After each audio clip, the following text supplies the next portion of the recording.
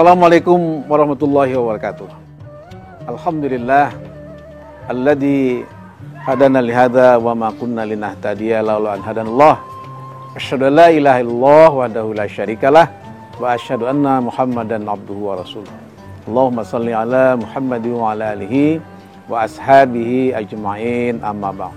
Rabbi shrah li sadri wa yassir li amri wahlul 'uqdatam min lisani yafqahul qawli.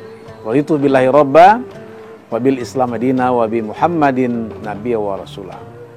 Para pemirsa yang dimuliakan, dirahmati Allah, pertama sekali mari kita bersyukur karena Allah telah memberikan kesehatan sebagai modal utama, terutama di era pandemi COVID-19 yang sudah memasuki ibarat perkuliahan semester keempat tahun kedua. Mari kita jaga kesehatan dengan menegakkan protokol kesehatan. Wajib iman, wajib kita melakukan satu kekuatan iman. Kemudian yang kedua adalah wajib imun dan wajib aman. Insya Allah 3 kewajiban ini secara bersamaan kita lakukan, Allah akan terus memelihara kesehatan kita dengan sebaik-baiknya. Selain itu, saya juga mengingatkan para pemirsa bahwa kewajiban kita untuk terus ikhtiar, doa dan tawakal kepada Allah. Semoga Allah segera melenyapkan pandemi COVID-19 dari bumi pertiwi yang tercinta ini. Para pemirsa yang dimuliakan dirahmati Allah. Tema tausiah kita pada kesempatan ini adalah keteladanan spiritual Nabi Muhammad Rasulullah SAW. Seperti kita ketahui, dewasa ini bahwa kita banyak kehilangan keteladanan di tengah-tengah masyarakat. Seorang merasa bingung karena tidak bisa melihat, mencontoh bagaimana yang seharusnya dia lakukan. Sehingga kebingungan ini tidak boleh dibiarkan begitu saja. Sehingga problem yang terjadi di masyarakat harus segera kita atasi. Melalui apa? Melalui keteladanan. Seperti apa keteladanan yang dilakukan oleh Rasulullah SAW? Kalau kita perhatikan di dalam Al-Quran, banyak perintah Allah yang oleh Allah Subhanahu wa Ta'ala memberikan penegasan kepada Nabi Muhammad Rasulullah SAW. Coba kita perhatikan di dalam satu surah Ali Imran ayat 31. Bismillahirrahmanirrahim. Qul in kuntum tuhibbunallah fattabi'uni yuhibbukumullah wa yastaghfir lakum dzunubakum wallahu ghafurur rahim. Katakan dia Muhammad, sampaikan ya Muhammad, ini bentuk keteladanan Nabi Muhammad kepada kita semua dengan dasar kata Nabi Muhammad bahwa kita wajib mengikuti perintah Allah. Qul in kuntum tuhibbunallah. Begitu juga Allah mengatakan, "Hai Muhammad, kalau kamu betul cinta kepada ajaran yang dibawa risalah Nabi Muhammad, maka ikuti aku," kata Allah. Niscaya Allah akan mengikuti, akan mencintai hamba-hambanya. Fattabi'uni yuhibbukumullah. Nah, agar kita dicintai oleh Allah, maka kita mengikuti ajaran yang dibawa Muhammad Rasulullah SAW. Apa ajaran yang dibawa Nabi Muhammad? Ada 2 hal yang harus kita perhatikan. Pertama, Nabi Muhammad itu kalau kita lihat visinya ke depan itu adalah bagaimana Nabi Muhammad ingin menciptakan kehidupan yang rahmatan lil alamin. Wa ma arsalnaka illa rahmatan lil alamin. Tidak kami utus engkau ya Muhammad kecuali rahmat bagi sekalian alam. Bayangkan para pemirsa, kehadiran Nabi Muhammad seperti kita ketahui dan kita peringati pada Maulid Nabi Muhammad tahun ini, kedatangan beliau kita peringati membawa rahmat bagi sekalian alam. Membawa rahmat bagi hewan, membawa rahmat bagi tumbuhan, membawa rahmat bagi semua manusia. Tanpa kecuali. Membawa rahmat juga bagi semua agama yang ada di permukaan bumi ini. Subhanallah. Para pemirsa, ini salah satu visi yang dibawa Nabi Muhammad.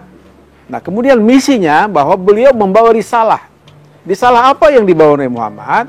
Risalah untuk mendamaikan kehidupan manusia di permukaan bumi ini. Subhanallah. Mengapa manusia harus damai?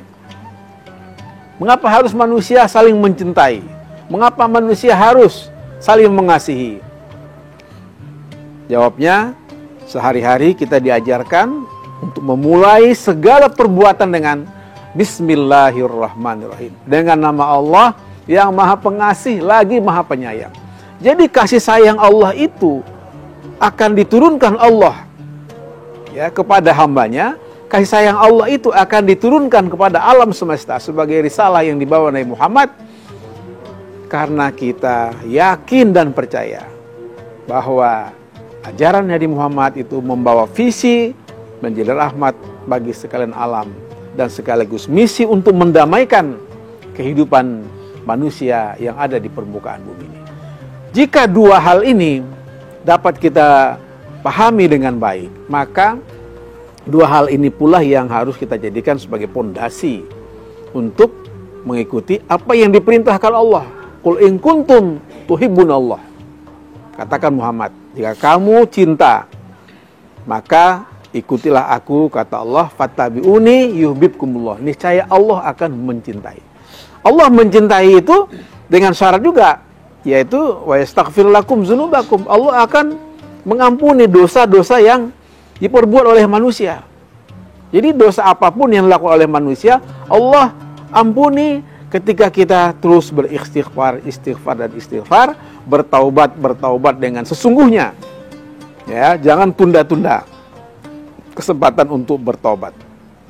Karena apa? Karena dalam Quran disebutkan di surah Ali Imran 131, itu Allah mengajak kita sebagai hamba Allah, ya, wasyari'u ila maghfiratin min rabbikum wa jannatin arduhas samawati wal ard uiddat lil muttaqin.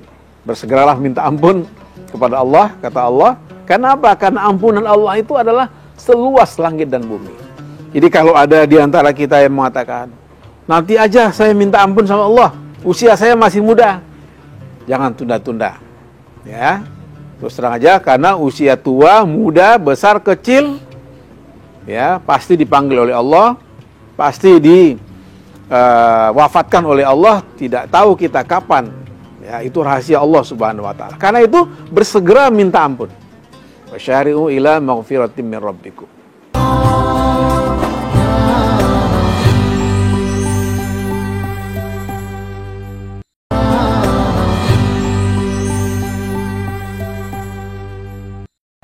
Ya, segeralah minta ampun kepada Allah. Karena apa? Karena ampunan Allah itu seluas langit dan bumi, dan Allah menyediakan ganjaran yang luar biasa kepada hamba-hambanya yang dosanya diampuni oleh Allah. Yaitu apa? Surga yang seluas langit dan bumi. Subhanallah. Surga seluas langit dan bumi itu Allah berikan kepada hamba-hamba yang telah diampuni oleh Allah. Kenapa? Wallahu ghafurur rahim. Seperti yang disebutkan dalam surah Al Imran 31 tadi, Allah itu Maha Pengampun dan Maha Penyayang. Jadi sifat Allah yang pengampun dan penyayang itulah sesungguhnya yang mendekatkan ya pemahaman kita bahwa Allah Subhanahu wa taala ketika ajarannya dibawa oleh Nabi Muhammad sebagai risalah untuk mendamaikan manusia, untuk menenteramkan hati manusia, untuk menyelesaikan problematika yang dihadapi oleh manusia. Pertanyaannya sekarang, maukah manusia untuk ya melaksanakan apa yang dibawa oleh Muhammad, visi Muhammad menjadi rahmat bagi sekalian alam? Begitu juga risalahnya untuk mendamaikan, menenteramkan, membahagiakan manusia. Itu pertanyaan yang harus dijawab, wahai para hamba Allah. Tentu kita sebagai manusia yang punya kelemahan, tentu juga Allah memberikan kelebihan dari sisi lain.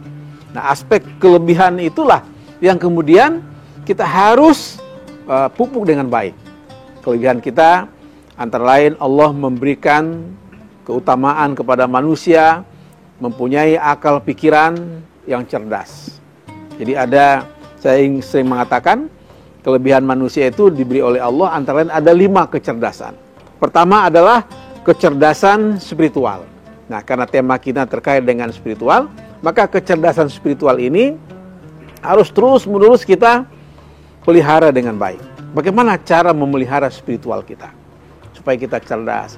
Kita sering berzikir, subhanallah, alhamdulillah, Allahu Akbar, subhanallah, alhamdulillah, Allahu Akbar.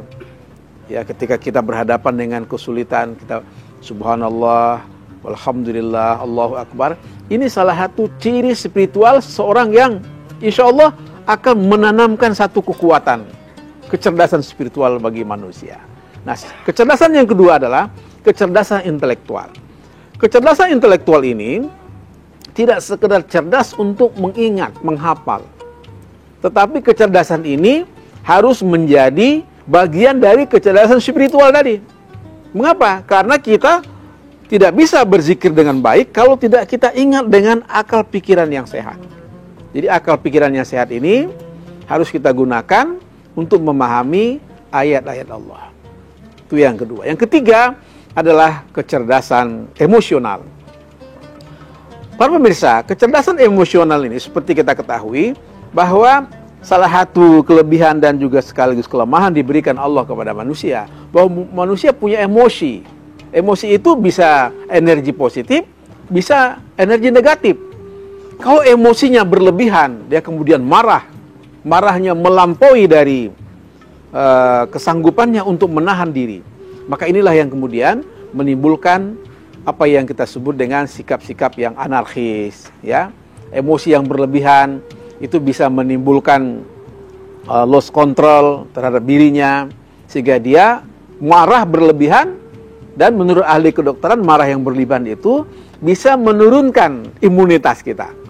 Nah, para pemirsa, jadi marah itu kalau menurut Imam Al-Ghazali ada 3 kategorinya. Bisa marah itu kepada hal yang dibolehkan, bisa juga marah itu sesuatu yang dibenci oleh Allah, bisa juga marah itu sesuatu yang bisa mulia nilainya. Di mana bisa nilainya mulia? Kalau masyarakat misalnya secara berbondong-bondong membebaskan dirinya dari perbuatan melakukan perbuatan keji dan mungkar, kemudian kita biarkan, umat membiarkan, negara membiarkan, maka kemudian kita marah dalam arti yang secara proporsional, itu bisa nilai marahnya mulia. Tapi kalau kita biarkan, ya, kekejian dan kemungkaran di masyarakat, kita diam saja, kita berpangku tangan, kita merasa tidak peduli, maka ini kemudian bisa menjadi hina, ya. Maksudnya dia marahnya mulia menjadi hina. Kenapa? Karena dia tidak mampu untuk menjadikan sebuah nilai katakanlah tadi kecerdasan emosionalnya untuk mengembalikan diri dia kepada Allah Subhanahu wa taala. Berikutnya adalah kecerdasan sosial. Ya, kecerdasan sosial itu ialah kecerdasan untuk kita mampu bermasyarakat. Bermasyarakat itu bagian dari sunnatullah, saudara sekalian. Bermasyarakat itu bagian dari perintah Allah. Mengapa? Karena bermasyarakat, saudara sekalian, itu menghendaki kita untuk saling memenuhi kebutuhan. Bermasyarakat menghendaki kita untuk saling mengisi. Bermasyarakat itu untuk saling asah, asi, dan asuh. Jadi bermasyarakat itu jangan kemudian menimbulkan kegaduhan. Ya, seorang pejabat katakanlah misalnya mengatakan bahwa dirinya hanya kelompok tertentu, tentu itu kurang bijak. Nah, oleh karena itu, maka kita sebagai hamba Allah, kita juga sebagai khalifah di muka bumi ini, dalam konteks sosial, kita harus untuk semua orang. Kita harus untuk semua lingkungan yang ada di tengah-tengah masyarakat. Semakin baik masyarakatnya, maka akan semakin baiklah kehidupan per individu. Sebaliknya, kalau kehidupan individu baik, tapi kemudian kehidupan masyarakat tidak baik, maka kesolehan individu tidak mampu mewujudkan kesolehan masyarakat. Maka ini akan mereduksi nilai-nilai kesolehan yang dimiliki oleh orang tersebut atau seorang tokoh tersebut. Nabi Muhammad, seperti kita ketahui, adalah seorang tokoh yang terlahir ya sebagai nabi dan rasul.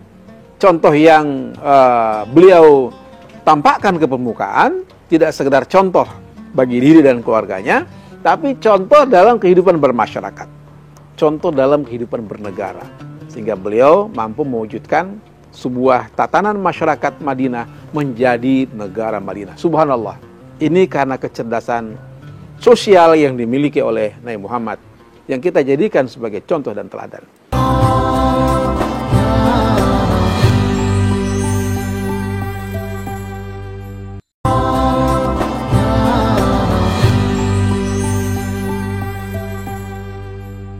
Yang kelima, para pemirsa, adalah kecerdasan entrepreneurship.